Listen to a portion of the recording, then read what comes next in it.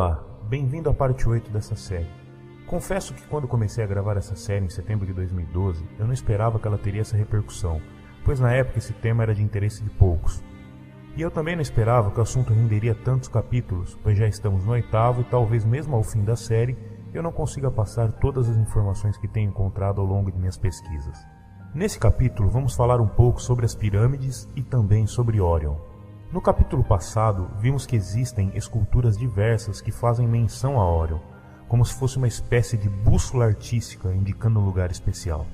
Lugar esse que, ao que tudo indica nessas esculturas artísticas, seria o lugar de origem desses seres que nos visitaram no passado, os Nefilins, e que no meu entendimento estão entre nós até os dias de hoje.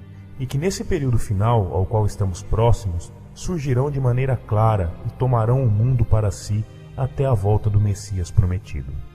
Pois é assim que está escrito, e como foi nos dias de Noé, assim também será a vinda do Filho do Homem.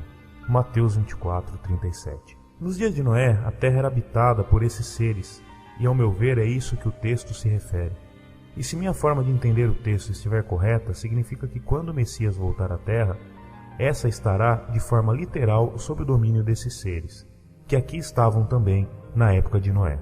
E pelo que tenho visto, a Igreja Católica será forte aliada deles, mas isso é assunto para mais adiante. Sugiro que assistam o vídeo de Patrick Heron, que tem por título no YouTube O Retorno dos Anjos Caídos, a Agenda de Hollywood. E também que leiam seu livro, Os Nefilim e a Pirâmide do Apocalipse, que apesar de em alguns pontos ele ainda ter a visão cristã sobre a volta do Messias no período pré-tribulação e também o surgimento de um antimessias que seria um governante apenas político, o livro traz informações muito boas acerca dos rastros dos Nefilins e também de seu legado físico e religioso. Também há algo que eu gostaria de frisar mais uma vez. A palavra Nefilim, empregada de forma correta, deveria ser usada apenas para se referir aos caídos e não à sua prole, pois esses são fruto de um relacionamento terreno. E como a palavra Nefilim vem da raiz etimológica Nafal, que significa, dentre outros significados, caídos, desertores, lançados para baixo, ela não pode ser atribuída a seres que tiveram a sua origem de maneira terrena. Mas como isso já se tornou um hábito, inclusive em filmes, é importante sabermos diferenciar os Nefilins caídos, ou conhecidos pela religião como anjos, e os gigantes, que são os híbridos, grandes aberrações, resultado de uma mistura genética terrível entre seres com estruturas e essências diferentes.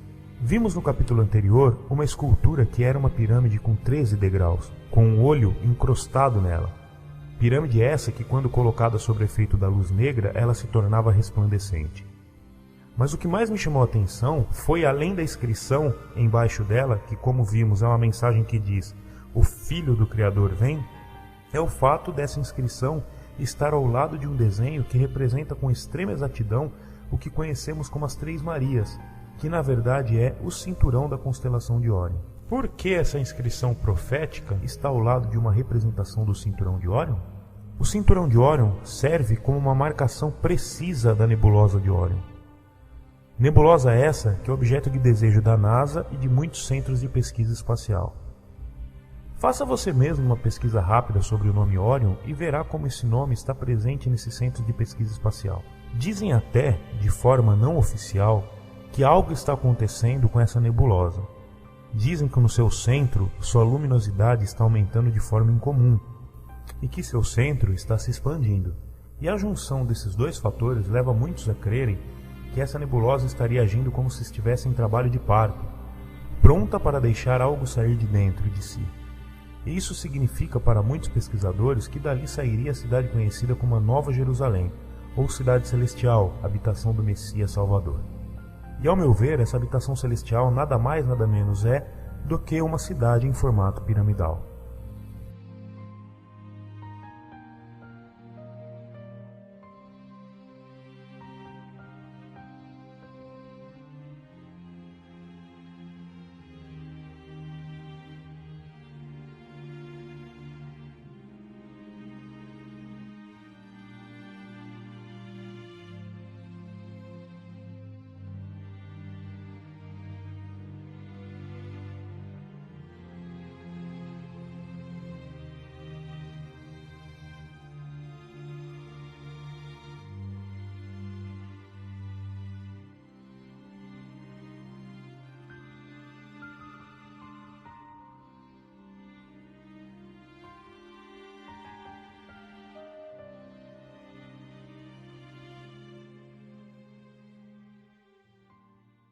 Aqui estão as colunas, tá certo? E aqui está o desenho das colunas. Qual a constelação que está interessando para o nosso estudo nessa noite? Órion. Aqui está Órion. E me chamou a atenção, primeira coisa em Dendera. Órion é o símbolo do principal deus do panteão egípcio. Tá certo? Osíris. E curioso, nesse aqui, eles fizeram uma coisa que é o que a tradição diz que Adão fez. Eles imaginaram nas estrelas, os egípcios, imaginaram nas constelações, desenhos que contavam a história do céu. E na visão deles, Órion, ou Osíris, era o guerreiro celestial que comanda um grupo de outros guerreiros e expulsa do céu o dragão alado. E o dragão é expulso do céu, estão vendo onde estou apontando aqui? O dragão é expulso do céu juntamente com o seu exército. Não parece curioso isso? Não parece similar à história bíblica? Órion é visto pelos egípcios como a principal constelação. É o símbolo do guerreiro que expulsa do céu um dragão. E o dragão tem 4 asas. O símbolo máximo de um querubim é ter 4 asas. O teto de Dendera também tem uma mapa do céu. Vou mostrar um desenho para ficar mais fácil. Aqui, um colorido, aqui. E aqui de novo tem coisa que me chama a atenção. Órion aparece aqui.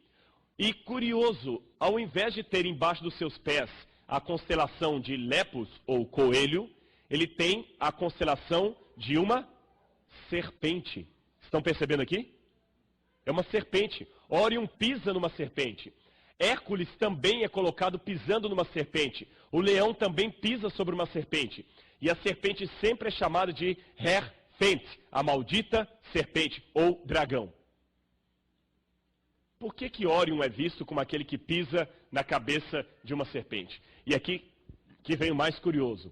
Órion, para eles, é chamado de Sahu Alsar, ou a alma de Osíris. É o mais alto de todos os poderes do céu. E essa tradição dos egípcios diz que Órion tinha um irmão invejoso chamado Set, que era o poder da escuridão. E Set o matou. Aqui então nós temos Órion, os outros que eu já havia mencionado para vocês, o leão pisando na cabeça de uma serpente, segundo os egípcios. E Órion também, para não tomar muito tempo dos irmãos, me chama a atenção por ser o centro da astronomia de várias civilizações antigas, não só dos egípcios. Vou dar um exemplo para vocês. Na Mesopotâmia, Órion é chamado de An ou Anu, o pastor celestial. E as estrelas eram o rebanho do seu pastoreio. O Gilgamesh é o mais antigo texto sobre Órion. E ele também foi escrito há cerca de 4.000 anos e traz um mito onde Órion é mostrado como a luta entre o bem e o mal. E no Egito eu já falei com vocês que era a representação de Osíris. Gente, agora olha na Mesopotâmia que interessante. Órion é visto como um guerreiro que está destruindo um dragão alado. Órion, talvez aqui sendo um deus principal da Babilônia, isso foi encontrado em Soch, ele está destruindo um dragão alado. Estão vendo aqui? E expulsando-o do céu. Aqui então, de novo, Órion expulsando o dragão do céu. De novo, numa outra versão do Irã, da Pérsia, encontrada em Babiroche, antiga Babilônia, você tem Órion aqui, expulsando de novo do céu um dragão. Agora essa me chama a atenção. Na Babilônia, Órion também aparece expulsando um dragão. Só que Órion aqui não é representado apenas como um guerreiro. Ele é representado como um querubim, chamado Marduk. E na versão babilônica, o querubim é o herói. E o querubim expulsa o dragão Tiamat do céu. Agora, só para terminar, até no Egito, isso aqui não tem nada a ver com OVNI, as pirâmides, Órion teve um lugar tão central para os egípcios, que as pirâmides de Miquerinos, Kefren e Khufu, ou Quéops, elas estão no mesmo diâmetro do cinturão de Órion das Três Marias. Olha aqui, deixa eu mostrar essa foto, fica melhor. Aqui estão as 3 pirâmides e 4 outras pirâmides em volta e desenhando Órion no chão. O mesmo desenho de Órion os egípcios fizeram no chão. E a minha pergunta é, por que Órion teve um lugar central tão destacado para os egípcios, babilônicos, mesopotâmios de uma maneira geral? Não será porque na tradição adâmica Órion também tinha um lugar destacado? Segunda pergunta, por que Ellen White, de tantas constelações do céu, teve como revelação algo a respeito de Órion? Eu deixo para vocês responderem estas perguntas. Mas eu quero terminar esse sermão com algumas informações atuais tiradas da NASA. Todas essas informações, se você quiser a fonte, o site é www.nasa.gov. O que a NASA diz hoje sobre Órion? Primeira coisa que me chama a atenção. Aqui está a foto de Órion. Eu não sei se essa época dá para vê-la daqui. Você tem as 3 Marias e 4 estrelas em redor. Mas essa me chama a atenção. Estão vendo que ela é mais amarela? 400 vezes maior que o Sol. E o nome dessa estrela? Betelgeuse. Olha o tamanho dela. Olha o tamanho da órbita da Terra. Olha o tamanho de Júpiter. Essa estrela Betelgeuse que está aqui no canto, ela me chama a atenção não só pelo tamanho, ela é 400 vezes maior que o Sol, mas ela me chama a atenção também pelo nome. Qual o nome dessa estrela? Não ouvi? Betelgeuse. Ela me lembra uma história. A Bíblia diz que Jacó um dia teve um sonho. Ele viu uma escada ligando a terra ao céu. E quando ele acordou do sonho, a Bíblia diz, despertando Jacó do seu sono, disse, na verdade o Senhor está nesse lugar e eu não sabia. E tremendo disse, quão magnífico é este lugar. É a casa de Deus, a porta dos céus. E a cidade que outrora se chamava Luz, e ao lugar, cidade que outrora se chamava Luz, deu o nome de Betel. Beit, em hebraico, significa casa. El, Deus. Beit El, casa de Deus. Betel. Qual o nome da estrela? Não ouvi. Qual o nome da estrela? Betelgeuse. Qual o nome que Jacó deu para a entrada do céu? Betel, casa de Deus. Agora, quem deu para aquela estrela o nome hebraico? Betelgeuse significa portal da casa de Deus. Aqui estão as 3 Marias, uma nebulosa chamada cabeça de cavalo, porque ela tem o formato da cabeça de um cavalo. E uma coisa chamou a atenção dos astrônomos. No espaço, em Órion, eles notaram, através do telescópio Hubble, que uma luminosidade muito forte estava surgindo em Órion. Estão vendo aqui? Muito forte. Essa cor não é vista a olho nu. Eles usam várias objetivas de telescópios para conseguir sintetizar essa cor. Mas é uma luminosidade muito estranha. Desde 1970, de 50, eles estão estudando isso aí. Eles não entendem que luminosidade é esta em Órion. E hoje, com o Hubble, eles descobriram mais coisas. Órion tem objetos flutuantes ali. Estão vendo esses pontos luminosos? O que são esses pontos luminosos em Órion? As teorias hoje são as seguintes. Será que Órion seria um buraco negro? Será que aquilo seria um quasar? Quasar é um elemento que fica no espaço girando a 98% da velocidade da luz. Um quasar emite de si por segundo energia que a Terra demoraria milhões de anos para gastar. Pode deixar o secador de cabelo ligado o tempo todo que não gasta. Um quasar gasta num segundo. Será que seria um quasar? Eles não sabem. Outros pensam que seriam planetas novos. Se forem planetas, vão descobrir que há planetas que não giram em torno de estrelas. Isso é muito estranho para um físico. Estrelas, novas ou supernovas, não se sabe. Estrelas e planetas, hoje os últimos artigos científicos da NASA dizem que podem ser supernovas com discos protoplanetários chamados Proplides. Mas o mais fantástico vem aqui. Aquela luminosidade vem da própria nebulosa. Aguenta só um pouquinho essa informação que ela é importante. Já ouviram falar em buraco negro no espaço? Eu vou explicar grosso modo o que é um buraco negro. A última teoria para explicar um buraco negro, o primeiro foi descoberto na constelação de Cygnus em 1971. Eles imaginam que 2 estrelas se aproximam uma da outra. Então imaginam 2 estrelas se aproximando. A órbita de uma atrai a órbita da outra. E elas começam a circular uma em redor da outra. Circular. E a atração e, ao mesmo tempo, repulsão de uma pela outra começa a provocar uma aceleração. E elas vão acelerando. E vão rodando a uma intensa velocidade. Isso provoca uma espécie de redemoinho e uma gravidade muito pesada. E forma um túnel aquilo ali que suga tudo. E suga tanto, que nem a luz escapa a um buraco negro. Eu vou explicar o que é isso, luz escapar. Tem algum objeto que não se quebre aí? Você segura para mim, por gentileza? Algum objeto que não se quebre? Pode ser essa chave. Se eu jogar essa chave para cima, quanto mais força eu lançar na chave, mais alto ela vai. Se eu jogar muito forte, ela vai subir cada vez mais alto. Mas vamos supor, por que ela volta? Gravidade. E por que ela consegue ir mais alto? Por causa da velocidade que eu joguei, tá certo? Agora vamos supor que eu jogue essa chave com tanta velocidade, que ela consiga sair da atmosfera da Terra, da gravidade, da força gravitacional da Terra. O que vai acontecer com essa chave? Ela vai continuar, ela não vai voltar. Então, os físicos calculam o que eles chamam de velocidade de escape, ou seja, a que velocidade eu devo mandar essa chave para ela escapar da órbita da Terra. Entenderam? Agora, um buraco negro, vocês estão vendo ali, ele tem uma gravidade tão densa, que se eu jogasse a chave daqui à velocidade da luz, mesmo que fosse a velocidade da luz, a chave não escaparia à gravidade do buraco negro, ela voltaria e cairia de novo. Então o buraco negro é como se fosse uma pia que você enche d'água, tira o tampão e ela começa a descer e faz um redemoinho.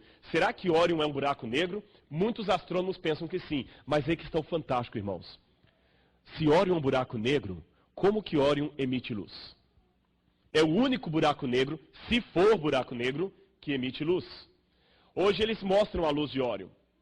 E eles pensam que aqui tem um disco protoplanetário, bolhas de gás, e aqui você então tem o vento solar, e aqui você tem o jato da luminosidade de Órion. É isso aqui que está chamando a atenção deles.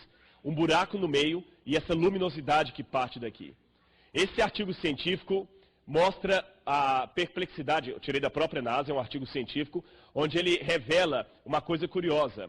Ele diz aqui, essa imagem do telescópio revela uma intrigante nebulosidade que parece consistir com nuvens de poeira iluminadas não apenas pela luz estelar, mas pela luz da nebulosa de Órion, da própria nebulosa de Órion.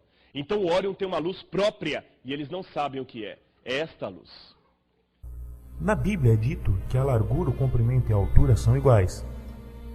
Na versão da Sociedade Britânica Bíblica, diz assim, em Apocalipse 21:16: a cidade é quadrangular, de comprimento igual à largura. Ele mediu a cidade com uma cana e tinha 12.000 estádios. O seu comprimento, a sua largura e a altura são iguais. Mas na versão digital 6.7 tem algo interessante na tradução. Vamos ver. E a cidade estava situada em quadrado, e o seu comprimento era tanto como a sua largura, e mediu a cidade com a cana até 12.000 estádios, e o seu comprimento, largura e altura eram iguais. Vejam que interessante. E a cidade estava situada em quadrado. Devemos atentar para que a base de uma pirâmide tenha um formato quadrado. No livro que citei anteriormente de Patrick Heron, ele afirma que a base da maior pirâmide de Gizé tem cada canto do quadrado voltado com exatidão para os pontos cardeais. Vamos dar uma olhada na explicação desse vídeo que eu mesmo fiz sobre uma possível configuração da cidade celestial. Ok, vamos lá. Eu vou tentar representar aqui a construção da cidade santa que é descrita na Bíblia de da forma que eu entendo como sendo um triângulo ou formato piramidal. Mas vamos usar as referências que a própria Bíblia diz. Eu não vou usar as mesmas referências de medida, mas eu vou usar a referência que ela nos traz como sendo quadrada, tá? E principalmente vou me ater à descrição que é trazida na versão digital, a qual diz que ela está situada num quadrado ou coisa do tipo. Tá? Então aqui a primeira coisa que vamos fazer é traçar um quadrado. Eu vou usar como medida 600 por 600 pixels, ok? Mas vou usar na cor preta. Então aqui no canto esquerdo abaixo da tela vocês podem ver que está chegando a 600 600 por 600. Ok? Subir ele um pouco, centralizar. Aqui ainda está com 602. Vou aumentar o comprimento até dar 600 exato. Depois eu vou ajustar. 600 por 600. Ok, temos uma base quadrada de 600 por 600. Ok, vou mostrar como é plenamente possível o formato da cidade, conhecida como Nova Jerusalém na Bíblia, ser uma pirâmide. Tá? Não sei por que motivo na Bíblia ela traz apenas essa referência do quadrado. Talvez tenha sido algo exatamente feito para ocultar essa informação, ou eu não posso falar com conhecimento de causa sobre isso porque eu não tenho as referências mais antigas acerca dessas traduções. Mas vamos lá. Já temos aqui o quadrado. O que eu vou fazer? Vou selecionar agora a forma triângulo. Vou modificar a cor para nós termos um destaque. Eu tenho que pegar a partir dessa linha aqui, ó, de cima, e puxar um triângulo para baixo. Só que como nós temos 600 de largura por 600 de comprimento, esse triângulo ele vai ter que ter 600 a sua base e apenas 300 o seu comprimento, para atingir apenas a metade do quadrado. Vocês vão entender. Deixa eu puxá-lo aqui para baixo primeiro. Isso, ele tem que ficar exatamente sobre a linha. Aqui ele está com 600, perfeito, de largura. E eu vou puxar até dar 300 de comprimento. Por que eu fiz isso? Para que ele fique perfeitamente conectado com o outro triângulo que nós vamos puxar aqui em cima. Tá? Só que nós vamos girá-lo. Isso. Então nós teremos aqui os mesmos 600, só que nós temos que colocar exatamente na mesma linha, para que a ponta dos dois se conecte com perfeição. Eu não sou desenhista, não tenho nenhuma formação nisso, então se o desenho não ficar perfeito, não levem em consideração, peguem apenas a intenção da ideia aqui de mostrar que é possível que a descrição da Bíblia esteja se referindo a um triângulo. Ó, aqui já começou a se formar uma pirâmide. Nós temos, o que nós fizemos aqui? Nós colocamos a largura dela de 600 e o comprimento de 300. Fizemos a mesma coisa do outro lado, então nós fechamos aqui praticamente a pirâmide. Eu vou pintar aqui os lados para que fique visível, ó. Temos aqui duas bases da pirâmide, certo? E aqui eu vou pintar de outra cor para que fique destacado também. Fechamos as duas laterais, as outras duas laterais da pirâmide, que acaba de uma forma natural ficando com a mesma medida, ok? Então o que nós fizemos aqui? Nós traçamos 600 aqui por 600 aqui. E cada comprimento desse da pirâmide,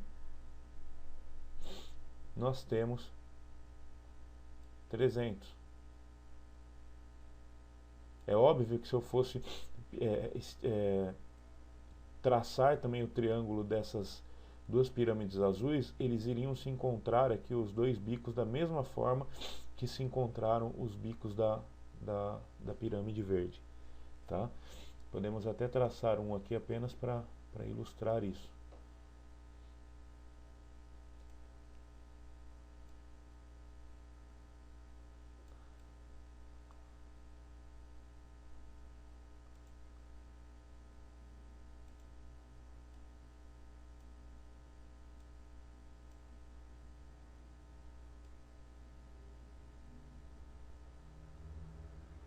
$600,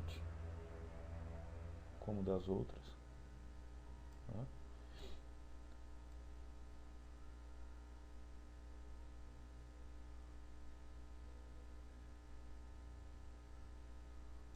$300 também.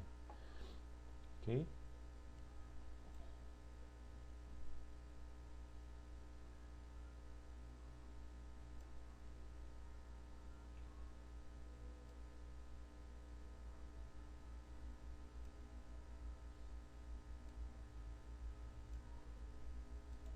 feito aqui. Vamos fazer mais um aqui só para... Opa!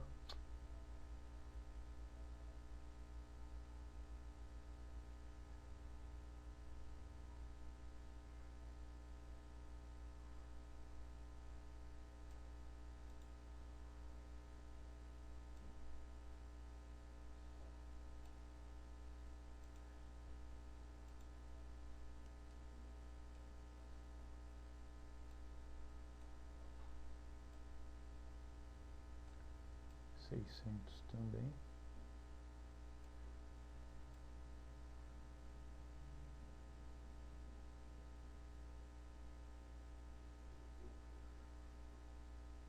Por 300. Isso aí, ó. Então nós vemos que nós temos 600 na largura, no comprimento, e fechando as duas pirâmides laterais, nós teremos aqui, ó, 600 também de comprimento. Ok? Porque nós temos 300 dessa base até aqui e mais 300 dessa base até aqui. Então é possível termos aí sim esse formato piramidal dentro dessa configuração que a Bíblia nos traz aí como referência.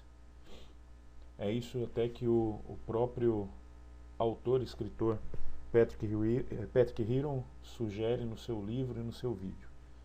É isso que eu gostaria de registrar nesse vídeo. Vimos no vídeo que é plenamente possível se tratar de uma pirâmide, a descrição dada na Bíblia. Mas muitos religiosos que assistem esse vídeo podem achar isso uma loucura descabida. Mas eu gostaria de deixar-lhes 3 perguntas para que respondam a si mesmos. Quem fez as pirâmides? Qual foi o propósito? E por que as pirâmides de Gizé estão alinhadas de maneira perfeita com o cinturão de Órion? A minha opinião é a seguinte: elas foram construídas pelos Nefilins e sua prole. O propósito é o de estabelecer de forma terrena aquilo que antes eles tinham como morada celestial ou de outra dimensão. E estão alinhadas com Órion, pois a nebulosa de Órion, situada no cinturão de Órion, é a porta de sua morada de origem antes da queda. E colocar as pirâmides de Gizé nas mesmas coordenadas, ainda que de maneira terrestre, é uma maneira de afrontar o grande engenheiro da cidade eterna, o próprio Criador. Por mais estranho que isso possa soar aos ouvidos da maioria, para mim tudo se encaixa como um quebra-cabeças perfeito, e começam a surgir respostas para grandes dilemas da humanidade.